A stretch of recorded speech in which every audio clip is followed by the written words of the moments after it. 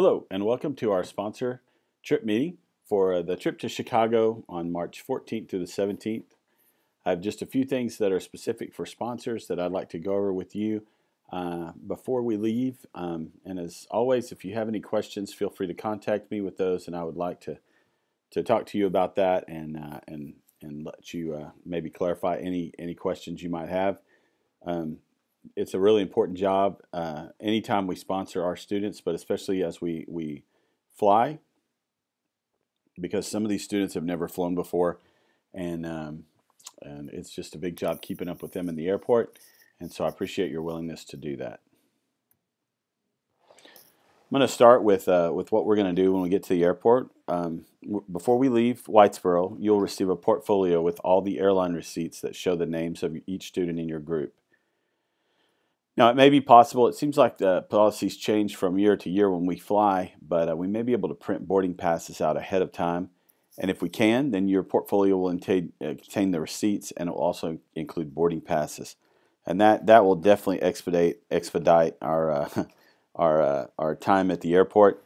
If by chance all you have is receipts and you don't have boarding passes, or you may have boarding passes for some in your group and maybe some don't, it's very random how things are done in air travel these days.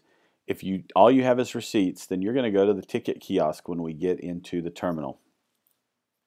And what we'd like for you to do is have each group kind of go to one kiosk and wait in line, and you guys print your boarding passes. Now they'll need their boarding pass and their ID to go through the security line. Once they go through the security checkpoint, students will proceed to the gate for boarding, but we want them to all go together. So we want you to go as a group together through the security checkpoint. They'll need their boarding pass. When they get on the other side of the security checkpoint, I would like for you to take the boarding pass back up, and you hold on to those until it's time to board. The students are allowed to leave. They need to leave in groups. If they need to go to the restroom, or they want to buy food or drinks or whatever they want to do, they're allowed to do that, but you need to. They just need to check in with you and say, "Hey, can we go?" And of course you can. They need to stay in our terminal and not go from terminal to terminal. And yes, we have had that happen before. So they all need to stay in our terminal. Like, for example, we're in Terminal D to fly out. They all need to stay within Terminal D and not hop on the tram and go to Terminal B. So let's keep all the kids together. So kind of keep up with them. Again, after they pass through security, wait for them all to get through, collect their boarding passes, and then you guys can go find a place to sit down at our gate. And then before we board the plane, as you guys are lined up there, you'll go ahead and give them their boarding pass back, and they can get on the airplane. This seems to be the time of the trip that causes the most stress, and it's usually the outbound flight. The inbound back to DFW is usually not near as stressful, but the outbound, it's usually early in the morning. We're trying to get out and get through security. So the other thing I would really like for you to do is, as you get ready to go through the security line, is to remind students to declare their liquids. If they have liquids in their bag, to pull those out and declare those to the TSA agent before they go through. Remind them about cell phones and belts and all the things that they have to remove to go through the security lines. Shoes, laptops have to be out of the laptop bag, all those things. So if you can remind them of that, and I'll include that in your list of receipts or boarding passes, just some reminders for the groups that day. All right. So any questions about airport issues, please shoot me an email, and I'll be glad to answer those. Our time in the hotel is limited. We're only there to sleep. We usually get in around 9 to 10, and we're out about 8. So that's very good that we don't have a lot of hotel time in our schedule. The second bullet there, under no circumstance should students be in the room of an opposite sex. We've had the excuse, oh, I needed to get a hanger, or oh, my shirt was in their bag, or blah, blah, whatever goes on. There's no reason for them to go in. If they're getting their shirt, they can wait in the hallway. That is automatic. You bring them to a band director, and we will deal with that at that moment. That is definitely not any, and really any kind of discipline issue we don't want you to have to deal with. we want you to send them to us, and we will take care of it. When students are waiting around, they shouldn't be congregating in the hall. We don't want them wandering around in the hall. If they're waiting, they could go to the pool area or to the lobby. Our hotel has an indoor pool, and so they could swim. We would need a sponsor to be down there, and that would, of course, depend on if the pool is still open when we return to the hotel. But we do need to kind of monitor the lobby and the pool area during mealtime and just free time that we might have there. Students will need to be in their room by their designated curfew. After you check them in, tape the door shut. Students may not leave the room without their sponsor or me. Remind students to stay in the room until one of the band directors wake them up. If they have an emergency, they should contact one of the band directors, and most of them have our numbers, and they can contact us or contact the front desk, but they don't need to just leave the room. We do have a night watchman that's contracted by the tour company that will watch the hallways. So all you really have to do is check the rooms 30 to 45 minutes after curfew. After you're sure that all the students are there, you're done for the evening. If you have any problems with students noisy, contact the director or let the night watchman know, and he'll take care of that situation. This is real important. A lot of times people think they're helping out, and it's really not a big help because all it does is cause confusion. If you go and untape a door, my first reaction is they were out of the room without permission. So please don't go untape doors in the morning. I know you might even feel like, well, I'm helping the band staff, they get to sleep in. No, you're really not helping us. So let us take care of the mornings, and you guys take care of all the evening stuff, and we'll be good. Check on your assigned room 30 minutes prior to departure. So if we have a 9 a.m. departure, you might go by there around 8:30 just to make sure everybody's up.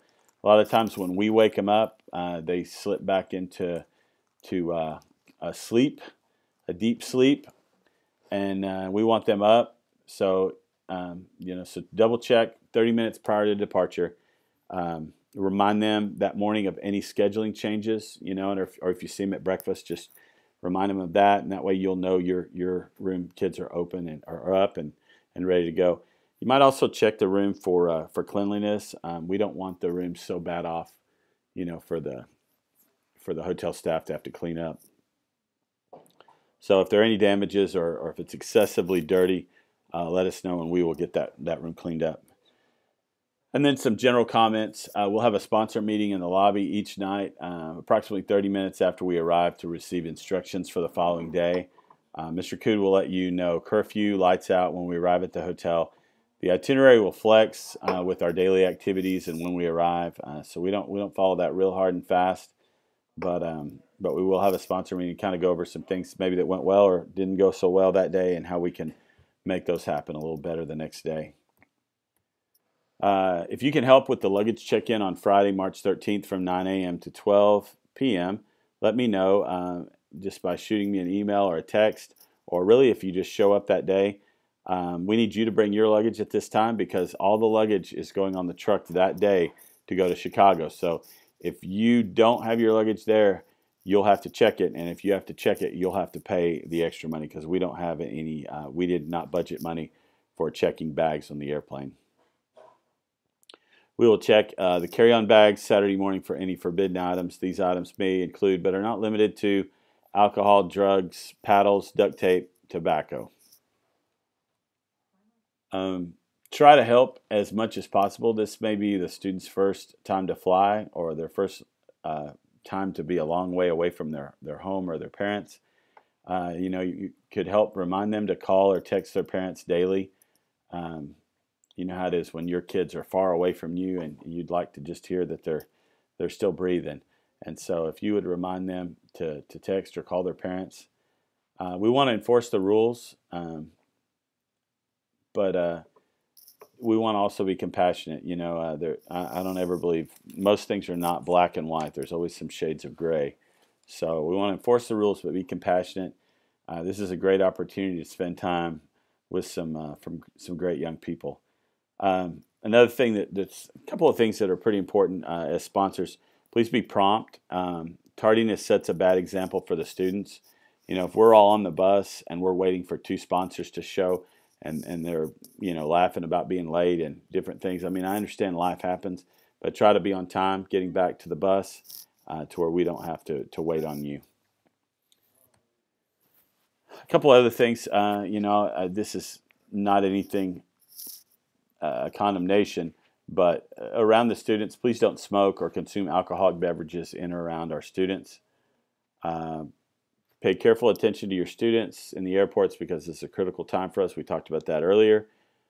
Students should always be touring in groups of 3 or more, so we shouldn't, as we're touring, as we shouldn't be in groups of 2 or 1. If you see somebody that's just by themselves or just a girlfriend-boyfriend situation, they need to walk with you until you find a band director, and then you can pass them off to one of us. And this is for their safety and for it's just a good idea to help run our trip by that we're not pairing off to the exclusion of others. Have fun with your group, but be firm. If you're having a problem with your own child, let me know and we can switch those around. I mean, like your own child, your flesh and blood. Some people love to sponsor their own kids. Others are like, give me anybody but my child. So we can make changes on the fly if we need to. I'll give you a list of contact numbers, including mine, of sponsors that are willing to give their numbers to the students. Let me know if you're willing to allow your number to be used for contact use. And then here's our staff contacts. You can see our phone numbers there. Feel free to use those if you need to. Of course, try me first, and that way we're not bothering the other directors as much. But there's who we're going to contact. We will also have an itinerary, and I'll have the name of the tour director that we will give you. Will be on your badge when we arrive in Chicago. All right. I hope this helps answer some of your questions. If not, you can always email me at cudej@whitesboroisd.org. And I want to thank you for going on the trip. We could not do this without sponsors, and I appreciate each and every one of you.